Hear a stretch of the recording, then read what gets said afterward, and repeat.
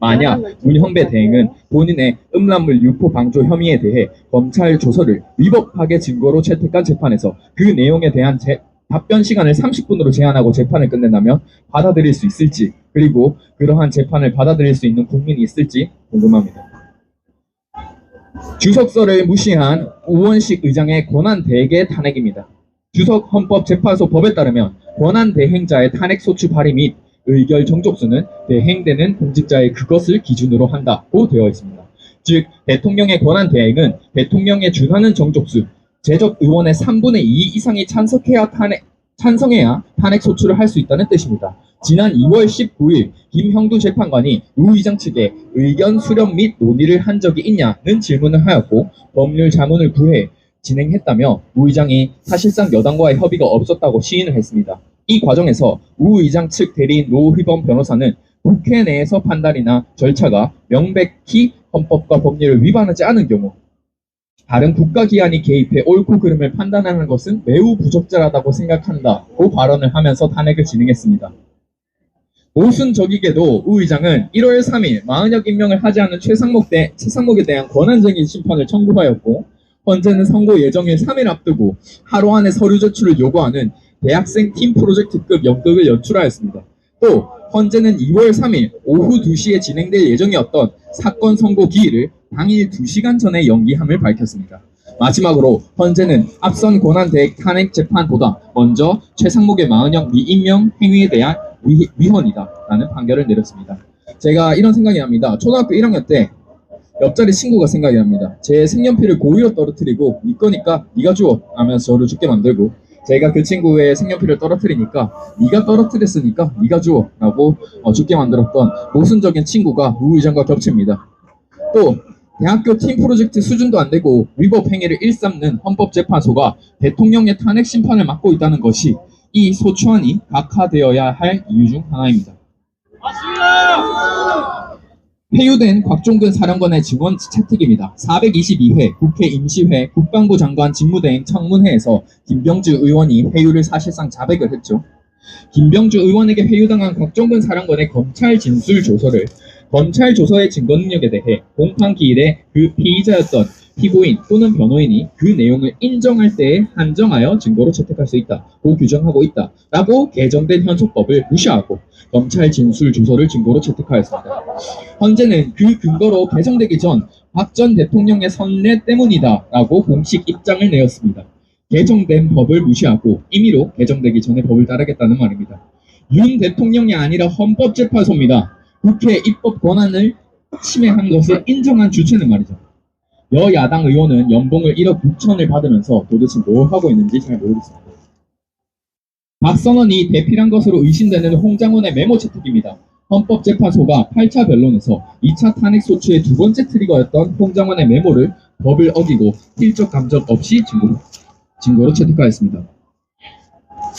보좌관이 정서하였던 홍장원의 메모는 필적 감정도 없었고 보좌관의 직접 증언도 없었던 채로 증거로 채택되었습니다. 다시 한번 강조합니다. 헌재는 법을 어기고 홍장원의 메모를 증거로 채택하였습니다.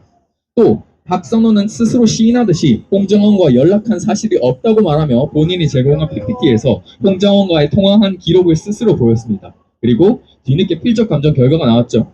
미디어워치와 신의 한수가 공동으로 대진문서감정원에 필적 감정을 의뢰하였고 그 결과가 지난 2월 24일에 나왔습니다. 35년간 근무 경력이 있는 베테랑 감정인은 박 의원의 필체와 메모 버전 4의 필체가 일치한다고 밝혔습니다.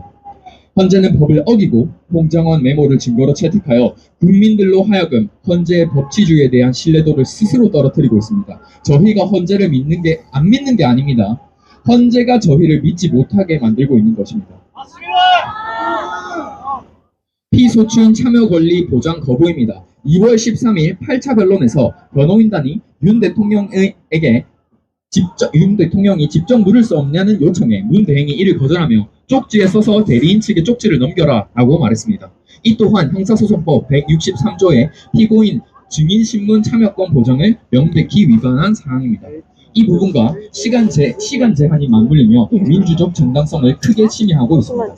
또한 문 대행은 이재명 당대표 재판에서는 직접 신문을 허용하며 공정성 논란을 스스로 불러일으키고 있습니다. 헌법재판소는 형소법을 어기고 민주적 정당성을 크게 침해하며 공정성도 신중함도 없이 오로지 신속성만을 가장 큰 가치를 두고 재판을 이어나가고 있습니다. 3파를 가져올 거. 주석서를 무시하고 마무리 짓겠습니다. 이번 계엄으로 지금껏 드러난 사실은 곽종근 사령관이 회유당했다는 사실과 박지원 전 국정원 차장이 시인한 박지원 전 국정원장이 시인한 홍장원의 7, 8차례 인사청탁, 홍장원의 메모는 평소 박선원 필체와 일치한다는 것밖에 없습니다.